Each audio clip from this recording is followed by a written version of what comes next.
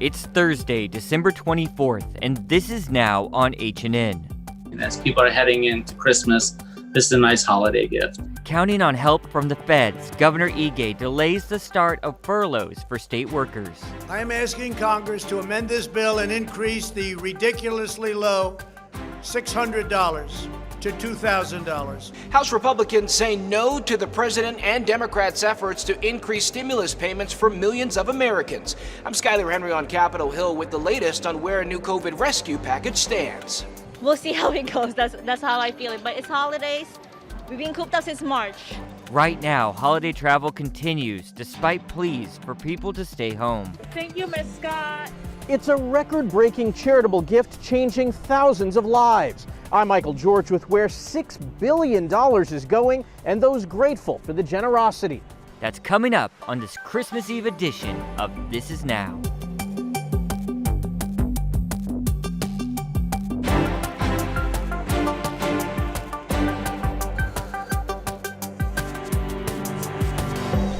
Good afternoon, everyone. Jonathan and Mahea today coming to you from the H&N Digital Center. Let's get right to your top stories. Thanks, Jonathan. Developing in Washington right now, some controversial pardons come as the president continues to escalate tensions with Congress. Skylar Henry reports from Capitol Hill. The chair is constrained to not entertain the request. House Democrats' effort to increase stimulus payments from $600 to $2,000 was blocked Thursday morning by Republicans. $600 is certainly not enough for individuals who have been struggling these past 7 months. The move came days after President Trump put the fate of the COVID relief bill in jeopardy by demanding the higher payments after Congress had passed it. The package is attached to a larger spending bill, and without action from the president or Congress, the government could face a shutdown Monday at midnight. I hope the president looks at this again and reaches that conclusion that the best thing to do is to sign the bill. House Speaker Nancy Pelosi announced lawmakers will return Monday to vote on a standalone bill to increase the stimulus payments. They'll also try to override the president's veto of an essential defense bill.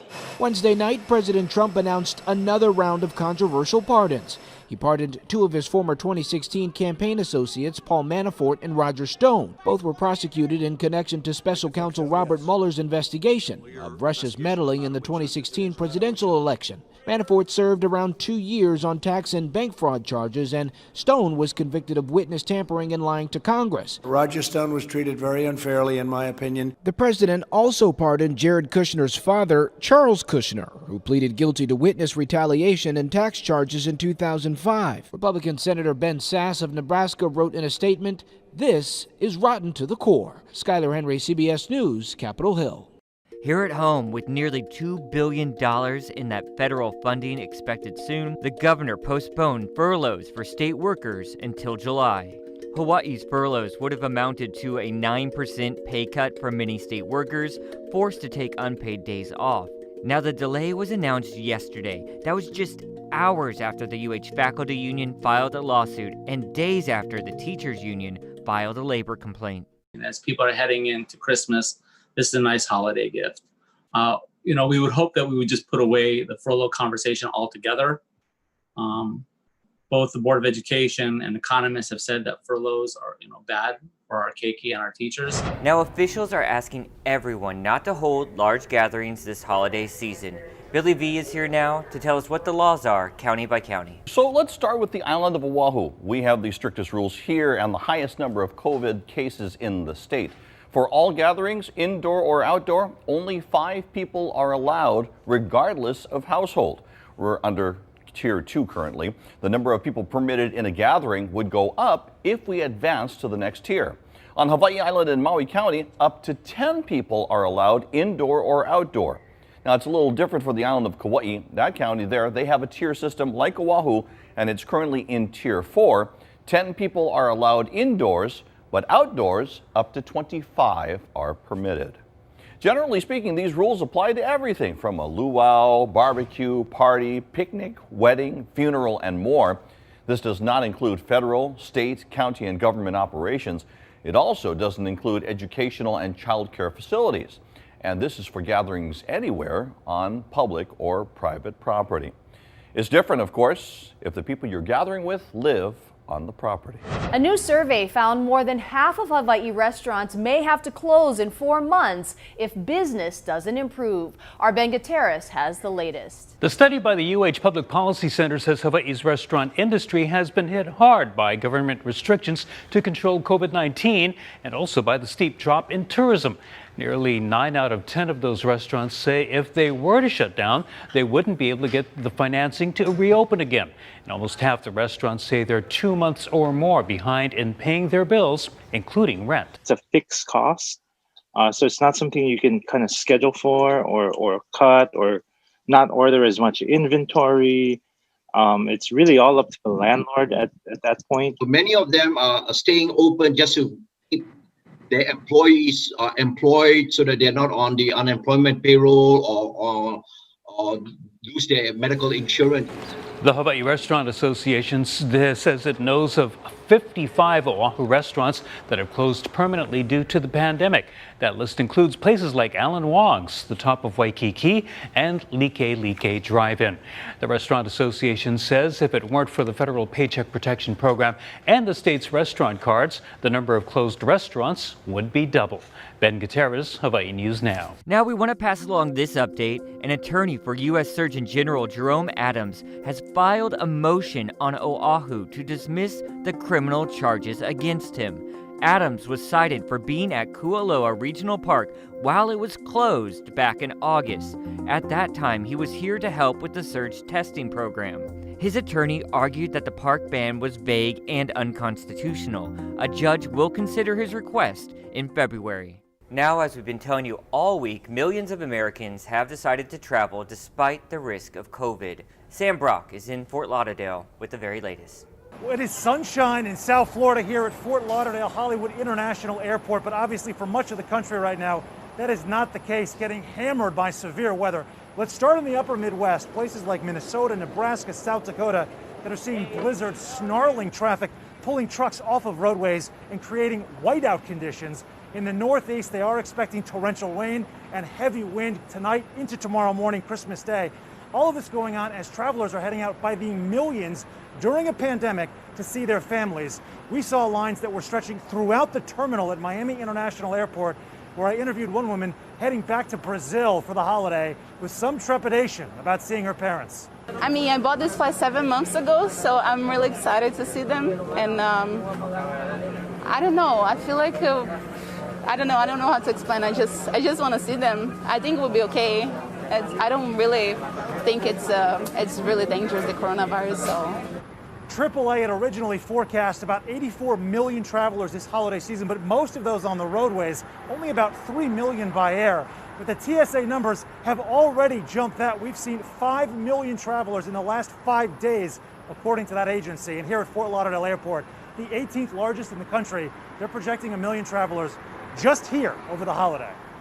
In Fort Lauderdale, Sam Brock, NBC News. Hawaii arrivals are still way down with no Christmas bump. Howard Dykes explains. We're getting a quarter of the arrivals we got last year at this juncture, with foreign arrivals at 4% of normal. Arrivals are down roughly 2/3 to Oahu and Maui, down 55% to Kona, down 96% to Lihue. Hotels and airlines said the Kauai pre-testing pullout triggered cancellations to all islands. But there has been a seasonal surge on the mainland. TSA screened almost 1.2 million flyers on Wednesday, and that was the busiest single flying day since the pandemic began. From Christmas Day through January 3rd, Consolidated Theaters is offering a deal you may never see again, renting an entire theater for 30 attendees to see the 1984 Wonder Woman movie. Social distancing requirements apply, and the theater throws in popcorn. Another eatery is closing for good. Lucy's Lab Creamery, open in Ward Village for 6 years, will close for good on Sunday. Founder Lee Wang told PBN's Christina O'Connor traffic at South Shore Market was light even before COVID struck. The redevelopment of Aloha Stadium is now open to public comment. The state released the draft environmental impact statement reviewing the plan for the 98-acre site, which includes a hotel, shops, and residential units. The study found several infrastructure issues, but no significant impacts to the environment. A developer for the $350 million project is expected to be picked late next year. Community meetings are scheduled for late January, and the public has until February 8th to submit comments on the draft EIS. You can see the report at hawaiinewsnow.com. We're getting our first look at the new rail station near Aloha Stadium, and the CEO offered some parting thoughts. Our Rick Daysog reports. I wanted to see it open for passengers this year. Who knew we were going to have a global pandemic? One of Andy Robbins' regrets is that he won't be with Hart when the rail system begins its interim service next year.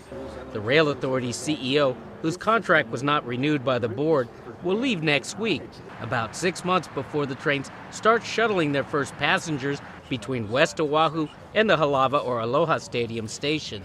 Middle of next year, around that time, summer, I look forward to being one of those passengers riding on this system. The Halawa station will be the last stop for the rail once interim service begins as early as this June. Robbins says the construction work up to this point and into Kalihi has been one of the milestones of his tenure at Hart. He says the Halawa station will be one of the high-volume destinations for the 20-mile rail system, connecting West Oahu to Aloha Stadium and Pearl Harbor. Construction crews were putting the finishing touches on the station today, which will be designed with the nearby famous landmarks in mind. The block, the tile, the color of it, just the overall aesthetic was coordinated with them to ensure that we were respectful of the place the station is in proximity to the National Historic Landmark that is Pearl Harbor. Because Aloha Stadium is temporarily closed for large audience events, it could affect ridership in the short term. But Robbins believes that the Halawa station will benefit from the planned construction of a new stadium. With a new stadium, but also housing, entertainment, it's going to be unbelievable. And to have a station like this right here, I think is a game changer. Rick Daysog, Hawaii News Now. And we got some breaking news into our newsroom just moments ago. The state's reporting new coronavirus numbers, right, Mahia? Yeah, these are the latest numbers from the state. 129 new COVID infections. No new deaths reported today. Now, here's the breakdown island by island. 79 infections for Oahu, 33 for Maui, 13 for Hawaii Island, and 1 for Kauai. Again, no new deaths today, but the total death count for the state of Hawaii is 285. And I want to show everyone this. It doesn't look too exciting yet, but this graph is showing the measurement of the depth of the crater lava lake that's forming on the Big Island. Check this out. And look at that huge spike. This all started being measured on Sunday. Then there was some sort of big spike there, it looks like on Tuesday, and then it just continues to grow. And this is what we're talking about here. Here's the latest picture released from USGS. They're saying now the depth of that lake, get this, 554 feet deep. There's still 2 active vents there on the north and northwest sides, and CO2 emissions continue. I love this story. It is fascinating, and it is so fun to look at, right, Mahia? Yeah, and you know what's interesting? We've been VOG-free for 2 years, and now we might experience it again. I'm not looking forward to that. That is but these side I'm not images looking to. are spectacular. Yeah, and you were there before not the original Crater Lake, but the one years ago before the 2018 eruption. I really want to get back and see this latest one because it's just growing so fast and from all accounts is just spectacular. All right, guys, let's take you outside. Look at the weather right now, looking pretty gorgeous, but will it remain for the holiday? Here's Guy Hoggy with an update. How's it on this Christmas Eve? We have really nice weather today, but that does include a few showers this morning for Oahu. The rest of the state should be fairly dry, and that's going to be the case through the day. So morning showers for Oahu with nice steady trade winds. They'll be stronger today than yesterday, but even stronger by tomorrow. In fact, we're in for a short little run of very brisk and breezy winds. We've also got some huge surf on the way. Pipeline all time today, but many spots washed out because that swell is very big. Big and dangerous down on the west side as well. And a nice off-season winter summer swell moving into the South Shore. 6 to 8 feet near advisory levels, and South Shores, great conditions with those light trade winds. So light trade winds today. Then for Christmas, we'll see showers in the afternoon through Saturday and Sunday. Also starting on Christmas, very windy trade winds. They'll be picking up speed to 15 to 25, lingering through Sunday, easing up on Monday. Keep it here on Hawaii News Now. We'll have all your severe weather updates. Mackenzie Scott's divorce made her one of the richest women in the world. Now she's one of the most generous, and some local nonprofits are benefiting. Here's Michael George. At the Borough of Manhattan Community College, the news came quietly, with no fanfare or publicity. Quite honestly, I thought it was a prank. I thought it was, okay, maybe it's a 50, maybe 75, maybe $100,000 donation. But when I was told that it was $30 million, I actually had a moment. I began to cry. There were similar reactions around the country as Mackenzie Scott gave away more than $4 billion to 384 organizations. The ex-wife of Amazon CEO Jeff Bezos said in a blog post she wanted to relieve both immediate suffering and long-term systemic inequities. This year alone, she's given away nearly $6 billion. Why do you think she chose BMCC? I think the data speaks for itself. Our students are determined, they're focused, they have grit. Goodwill Industries of Michiana provides education training and job placement for its Indiana community. The mission received $10 million. To have somebody who doesn't even know us, but to be able to take a look and see what we are doing, it's a validation. $10 million also went to United Way in Sacramento, California. It's going to mean that children are going to have access to the tools they need to be successful in the classroom. Charitable giving has surged during the pandemic, with many Americans donating generously to food banks and local charities. Scott says she's far from finished. Thank you, Scott! At the Borough of Manhattan Community College, students made a video to thank her for the donation. Thank you, Mackenzie Scott. Saying the gift will change their lives for years to come. Michael George, CBS News, New York. Hawaii is part of her season of giving as well. Scott recently donated $10 million to the Hawaii Community Foundation, $5 million to Goodwill Hawaii, and undisclosed amounts to Hawaii Meals on Wheels and YWCA Oahu. And it is the season of giving, really is. We saw a huge donation yesterday to the Salvation Army, right? Yeah, and it wasn't a traditional donation, that's for sure. It was 2 Bitcoins. Now, that might not seem like a lot, but it actually adds up to be about $50,000. Business executive Wally Suha made the donation to the Salvation Army. Let's play out some of what he had to say. This is my home. This is where I'm from. And at this point, I remember growing up when the Salvation Army brought the baskets of food and some clothing and some toys. And I just really believe now the time to give back. Salvation Army wants to think outside the box, and so we're doing that here. And I think that this could be a catalyst, not just for Salvation Army in Hawaii, but across the globe, really, for the Salvation Army to start accepting cryptocurrencies and then putting them to good use by changing lives everywhere. Wally was raised in Kalihi with 7 siblings before he went on to make a fortune in auto electronics. The Salvation Army is accepting digital currency donations at cryptokettle.org and through Apple Pay and Google Pay. And there's really a lot more to this story. Mark Carpenter filed it yesterday. The whole story is on our H&N digital platform. He has such an endearing story to tell. He was there talking about how the Salvation Army at one time helped his family out. Oh, yeah, that's really amazing. Cool. Really cool. And then a big celebrity donation. Yeah, Beyonce is celebrating Christmas by donating $500,000 to people facing evictions. Now, the Bay Good Foundation will give $5,000 to individuals and families facing foreclosures or evictions. An online application process opens January 7th before the housing moratorium is set to expire. 100 recipients will be selected and grants dispersed in late January. Now, the Superstars Bay Good Foundation has already given $10,000 grants to over 250 small businesses in the wake of the pandemic.